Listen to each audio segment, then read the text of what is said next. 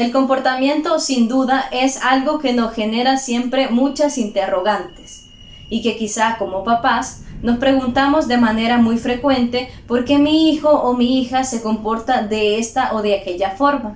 Sobre todo surgen preguntas en torno a las emociones. Cuando le vemos triste, ¿por qué mi hijo pasa triste? ¿O por qué de repente se vuelve tan agresivo o está tan enojado?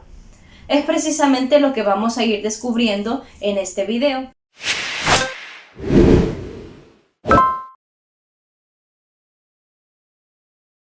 Veamos cómo es que va funcionando esta línea del comportamiento humano.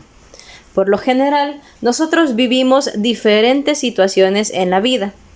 Estas situaciones pueden ser ajenas a nuestro control o pueden ser situaciones que a la larga podemos ir controlando. La mayor parte de ellas nosotros no las podemos controlar, simplemente suceden. Estas situaciones pueden ser, por ejemplo, actualmente hemos estado viviendo la situación a nivel mundial de pandemia.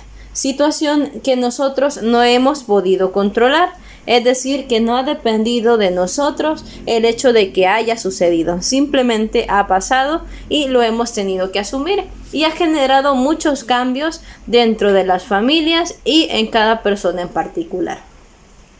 Estas situaciones entonces que vamos viviendo nos van generando lo que nosotros conocemos como pensamiento. Esta pieza es fundamental y clave para comprender el comportamiento humano. ¿En qué sentido? Estas situaciones que vamos viviendo, que pueden ser externas e involuntarias, estas situaciones nos van a generar un pensamiento que va a la base de lo que conocemos como creencias o esquemas de un pensamiento. Veámoslo con ejemplos. Decíamos, en la situación pandemia, nosotros no la quisimos, sin embargo llegó. Es una situación externa que ha venido a surgir. Esta situación ha generado diferentes pensamientos en cada persona. ¿Qué pensamientos podrían ser? Por ejemplo, ante la pandemia, un niño puede pensar, nos vamos a contagiar, mis papás se van a contagiar, se van a morir y me voy a quedar solo. Es un pensamiento. Otros pensamientos pueden ser, si nos cuidamos, si cumplimos con las medidas, probablemente disminuyamos el riesgo de contagiarnos y este acontecimiento o esta pandemia va a pasar en determinado momento y vamos a salir bien. Son diferentes pensamientos que van surgiendo de acuerdo a nuestras propias experiencias anteriores, pero tenemos claro entonces que esta situación nos va generando precisamente pensamientos. Luego, estos pensamientos también nos van generando lo que llamamos emoción. Estas emociones que van surgiendo también en la medida que vamos teniendo diferentes experiencias. Estas emociones pueden ser agradables o desagradables. Es decir, no tenemos emociones que sean malas o negativas en sí. Tenemos situaciones que se vuelven más agradables, como la alegría, el entusiasmo, el ánimo. O también tenemos situaciones desagradables que podríamos decir son la tristeza, el enojo, la frustración. Estas emociones van a depender, en el caso de los niños, vamos a tener emociones básicas como la alegría, el enojo, la tristeza o el miedo. En niños más pequeños, en la medida que va avanzando la edad, vamos a tener emociones más complejas como pueden ser la decepción, la frustración. Entonces, estas emociones van a depender también de la edad. Muy bien, pero decíamos entonces, no es la situación la que me genera una emoción, sino que la situación me genera pensamientos y estos pensamientos son los que precisamente me van a generar emociones. Sigamos con nuestro ejemplo. La situación pandemia, decíamos, nos lleva a un pensamiento de nos vamos a contagiar, mi familia se va a morir y voy a quedar solo. Me genera emociones de ansiedad, me genera emociones de tristeza y miedo e incluso hasta ataques de pánico.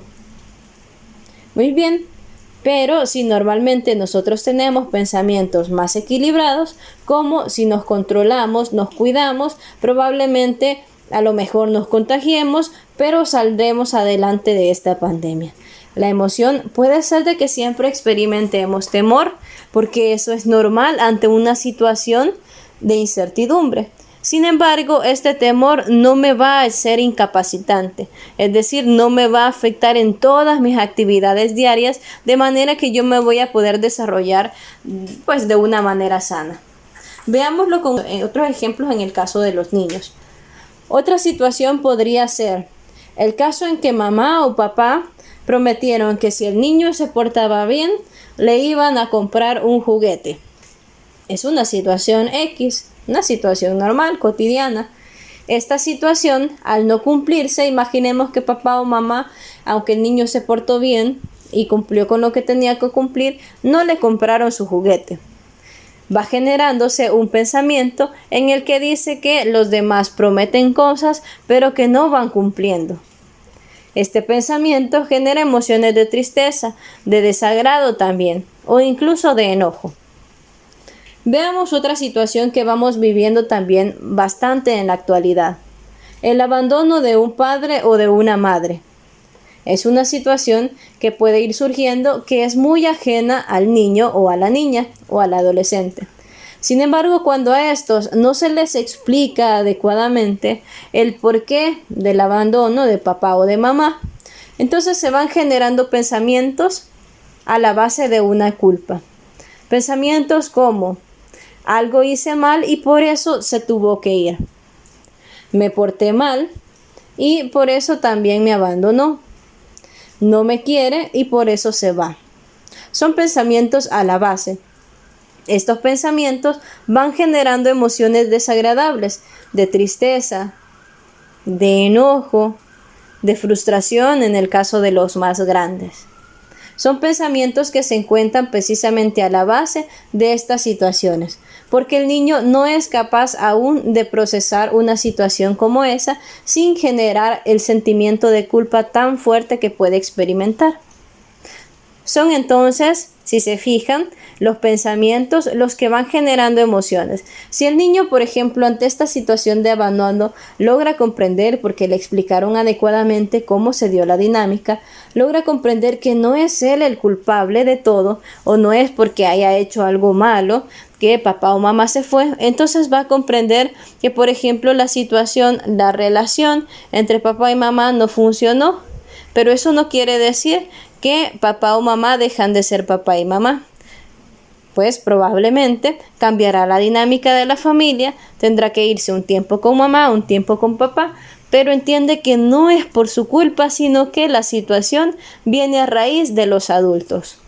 Las emociones entonces, si bien pueden existir emociones de tristeza e incluso de enojo ante el abandono, sin embargo, la emoción no va a tener tanta intensidad que va a ocasionar, por ejemplo, que un niño pierda su año escolar, o que un niño empiece a tener conductas de riesgo, o que un adolescente, por ejemplo, entre en autolesiones. No va a tener tanta intensidad, va a ser una emoción acorde a la situación que están viviendo. Y bueno, esta emoción precisamente es la que va generando una acción o una reacción. Cuando hablamos de una acción es algo que ejecutamos precisamente.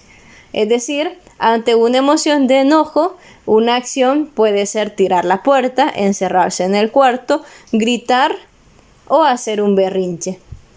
Ante una emoción de tristeza, una reacción puede ser el llorar. Ante una emoción del miedo, una reacción de su cuerpo puede ser temblar, sudar frío o una voz entrecortada. Es decir, esta es la base del comportamiento de una persona. En este caso lo estamos aplicando a los niños específicamente. Entonces, la acción y la reacción, por lo general es lo que nosotros logramos ir identificando a primera mano. Sin embargo, sabemos que esta acción o reacción fue generada también por una emoción. Si estas emociones no las ha aprendido a controlar el niño, a regular, a conocer e incluso o identificar, estas acciones o reacciones van a ser más descontroladas. Es decir, vamos a tener comportamientos que son por lo general los que queremos nosotros modificar. Comportamientos que vamos viendo son disfuncionales y le generan también al niño muchos problemas. Pero si tenemos en cuenta entonces este esquema, precisamente que el pensamiento está a la base de lo que es el comportamiento humano. Controlamos las situaciones que podemos controlar, aquellas que no dejamos que simplemente sucedan, sin embargo vamos orientando el pensamiento. Orientar el pensamiento nos va a permitir tener emociones más agradables y con ello tener un comportamiento más adecuado. Y podríamos pensar entonces, ¿de qué dependerá que haya un pensamiento más distorsionado o menos distorsionado? Y precisamente acá es donde aparece este famoso esquema de pensamiento. Este esquema de pensamiento es lo que a mí me va a permitir tener pensamientos más bien orientados, equilibrados o racionales, o también pensamientos distorsionados o irracionales. ¿Dónde se forma este esquema de pensamiento? Precisamente va surgiendo desde la etapa de la infancia. Más adelante vamos a ir explicando precisamente cómo es que se va formando este esquema de pensamiento, pero tengamos en cuenta que la raíz está en base a las experiencias que de pequeños vamos viviendo.